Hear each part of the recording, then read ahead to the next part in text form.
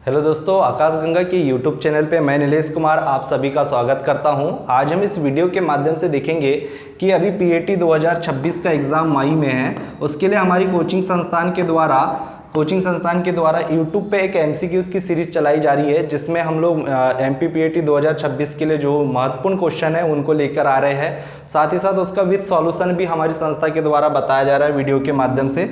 यदि आप हमारे इस यूट्यूब चैनल पे नए हैं तो हमारे इस यूट्यूब चैनल को लाइक कीजिएगा, शेयर कीजिएगा और वीडियो पसंद आने पर उसे सब्सक्राइब करना बिल्कुल भी मत भूलिएगा। दोस्तों, इस वीडियो के माध्यम से आपको एक जानकारी देना चाहता हूँ कि हमारी संस्थान के द्वारा ऑनलाइन या ऑफलाइन क्लासेस भी प्रारंभ हो चुकी है। साथ ही साथ ऑनलाइन कोर्स एक बहुत ही अच्छा डिज़ाइन किया गया है, क्योंकि बहुत ही कम समय बचा है पीएटी की एग्ज़ाम के लिए। इसके लिए स्टूडेंटों के लिए हम लोगों ने हमारे कोचिंग संस्थान के एप्लीकेशन पर एक ऑनलाइन कोर्स डिज़ाइन किया गया है, जो कि 299 रुपीज़ का है, जिसमें क्रॉप प्रोडक्शन, साथ ही साथ एनिमल हस्बेंड्री और पीसीएमबी के लिए, मतलब पीसीएम का अलग है 299 रुपये का, और क्रॉप प्रोडक्शन और एनिमल हस्बेंड्री के लिए 299 के लिए एक एमसीक्यूज विथ सॉल्यूशन सीरीज चलाई जा रही है। यदि आप उस कोर्स को लेना चाहते हैं तो आप इन नंबरों पर संपर्क कर सकते हैं। साथ ही साथ प्ले स्टोर से हमारी संस्था का एप्लीकेशन डाउनलोड करके वहां से भी डायरेक्टली उस कोर्स को परचेस कर सकते हैं। साथ ही साथ हमारी कोचिंग संस्थान के द्वारा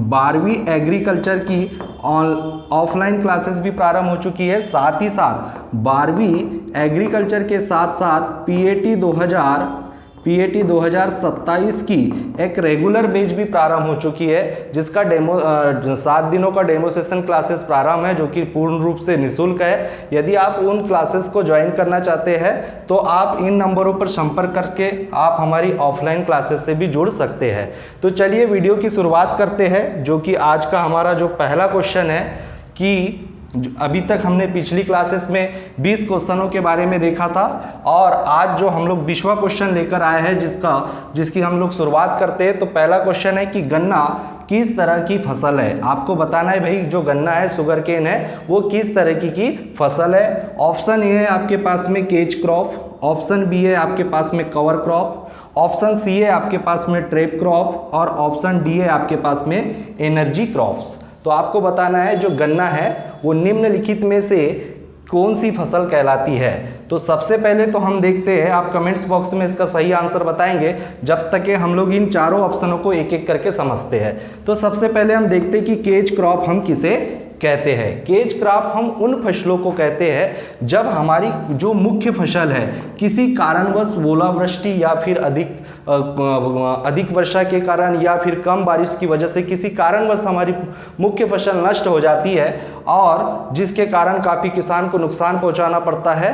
तो उस खेत में हम क्या करते हैं, कम आयु वाली या कम समय में अच्छी ग्रोथ करने वाली फसल को लगाते हैं, जो कि हमारी मुख्य फसल की भरपाई को पूर्ण करती है। तो ऐसी फसलों को हम क्या कहते हैं, केज क्रॉप कहते हैं। जैसे कि इसके उदाहरण की यदि हम बात करें तो मूंग हो गया, उड़द हो गया, ये इसके क्या है, उदाहरण है। वहीं यदि हम कवर क्रॉप की बात करें, कवर क्रॉप हम किसे कहते हैं, तो कवर क्रॉप हम उन फसलों को कहते हैं जो हमारी मिट्टी के कटाव को, साथ ही साथ कटाव से हमारी मिट्टी को कटाव से बचाती है, साथ ही साथ मिट्टी में पोषक तत्व की मात्रा में वृद्धि करती है। उन फसलों को हम कवर क्रॉप कहते हैं। और वहीं यदि हम बात करें ट्रैप क्रॉप की, तो ट्रैप क्रॉप वे क्रॉप होती है जो मुख्य फसल के कीट को अपनी ओर आकर्षित करती है। ठीक है, जो ऐसी फसल जो मुख्य फसल के कीट को अपनी ओर आकर्षित करती है उन्हें हम ट्रैप क्रॉप कहते हैं। इसके एग्जाम्पल की यदि हम बात करें तो इसका सबसे बेस्ट उदाहरण है गेंदा।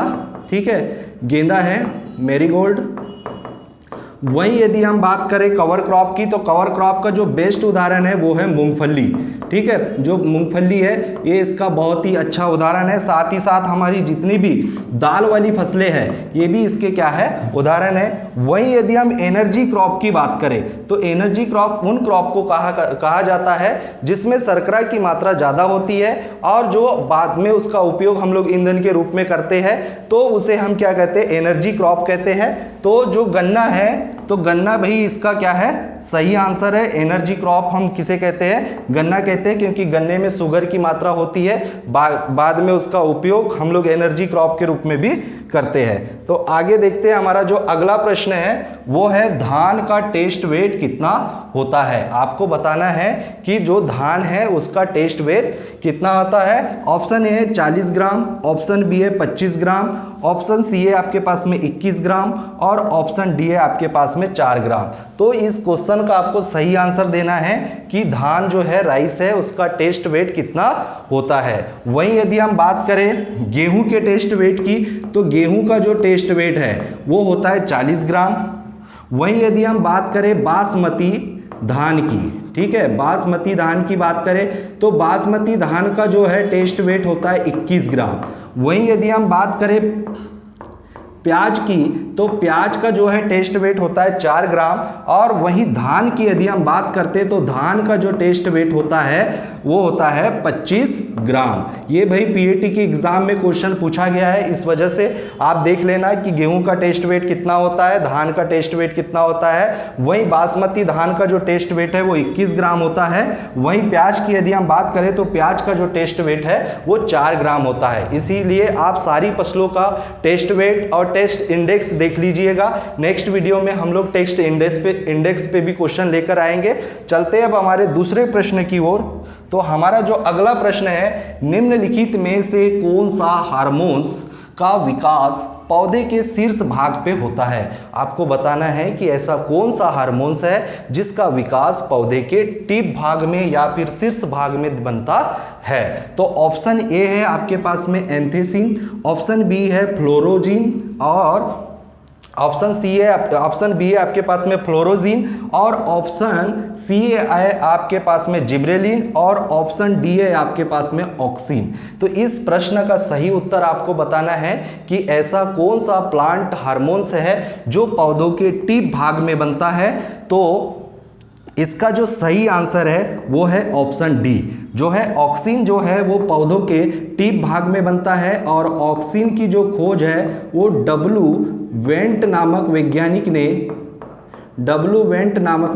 ने 1928 में इसकी खोज की थी।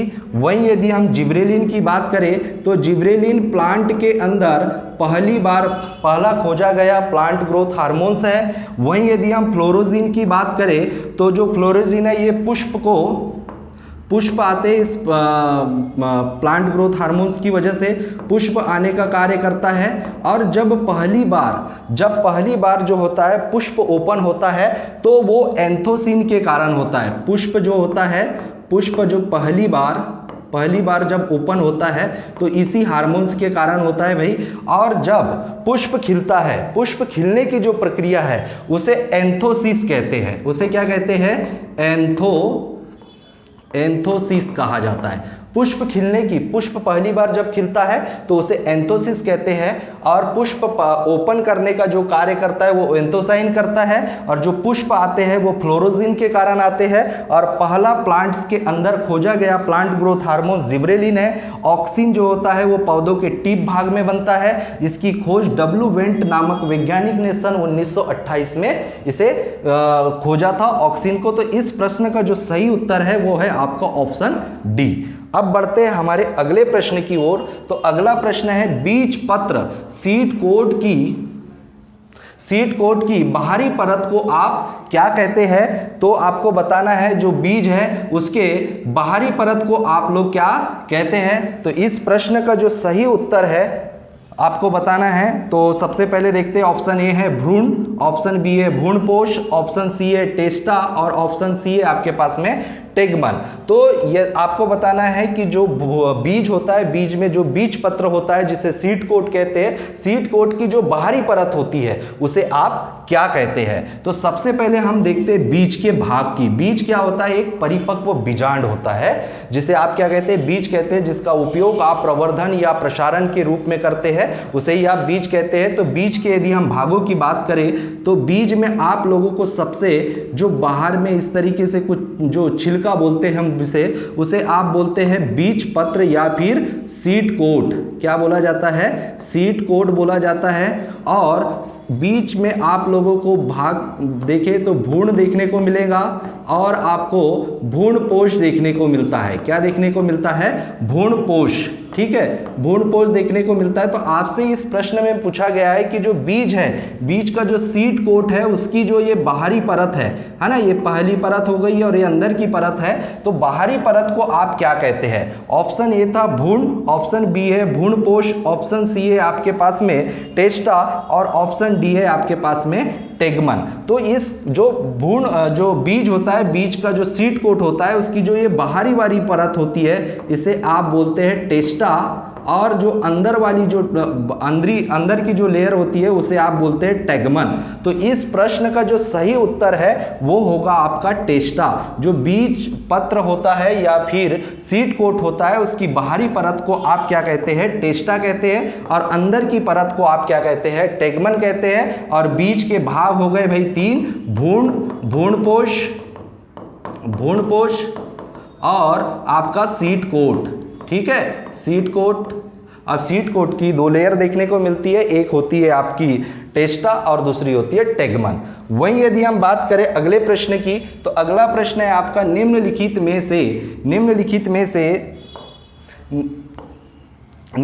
में से एपीजियल जर्मिनेशन किसमें देखने को मिलता है? तो ऑप्शन ए है अरहर, ऑप्शन बी है प्याज, ऑप्शन सी है गेहूं और ऑप्शन डी है धान। तो आपको बताना है इस प्रश्न का जो सही उत्तर कि निम्नलिखित में से किस फसल में आपको इपीजियल जर्मिनेशन देखने को मिलता है। सबसे पहले हम समझते हैं इपीजियल जर्मिनेशन क्या है ना। इपीजियल जर्मिनेशन हमें समझना बहुत ही जरूरी है, और एक दूसरा हमें समझना है हाइपोजियल। ठीक है, हाइपोजियल जर्मिनेशन, ये दोनों जर्मिनेशन के बारे में हमें पता होना चाहिए, अधिकतर एग्जामों में इनसे क्वेश्चन बनते हैं। तो इपीजियल जर्मिनेशन किसे कहते हैं? जब क्या होता है, जब हम बीज को बोते हैं और बीज बोने के बाद में जो बीज के अंदर का जो कोटिलिडन है वो जमीन से क्या होता है, ये जमीन है ना, ये जमीन से क्या होता है, वो कोटिलिडन बाहर आ जाता है। ठीक है, वो कोटिलिडन क्या होता है, बाहर आता है। तो इस प्रकार का जो जर्मिनेशन है वो क्या कहलाता है? आपका इपीजियल जर्मिनेशन।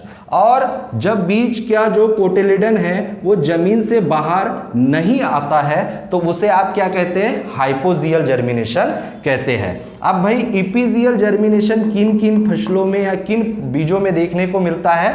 तो जितने भी हमारे डाइकोट्स बीज है ना, डाइकोट जो बीज है उसमें आप लोगों को इपीजियल जर्मिनेशन देखने को मिलता है। और जितनी भी हमारी खरीफ की फसल है, खरीफ की दाल वाली फसल, कौन सी? दाल वाली फसल, उसमें इपीजियल जर्मिनेशन देखने को मिलता है मात्र अरहर को छोड़कर। ठीक है, अरहर को छोड़कर जितनी भी हमारी खरीफ वाली दाल है उनमें आपको इपीजियल जर्मिनेशन देखने को मिलेगा, परंतु अरहर को छोड़कर कपास हो गया है ना, कपास हो गया, प्याज हो गया, इसमें आप लोगों को इपीजियल जर्मिनेशन देखने को मिलेगा।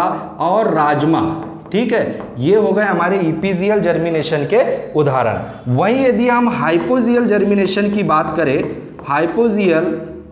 हाइपोजियल जर्मिनेशन की जब हम बात करते हैं तो हाइपोजियल जर्मिनेशन में क्या होता है, जो कोटिलिडन है वो जमीन से बाहर नहीं आता है। तो इस प्रकार का जो जर्मिनेशन है, ऐसे इस प्रकार के जो बीजों में जर्मिनेशन देखने को मिलता है उसे हाइपोजियल जर्मिनेशन कहते हैं। और जो हाइपोजियल जर्मिनेशन है, जितनी भी हमारे मोनोकोट बीज है ना, जितने भी हमारे मोनोकोट बीज हैं उनमें आप लोगों को हाइपोजियल जर्मिनेशन देखने को मिलेगा।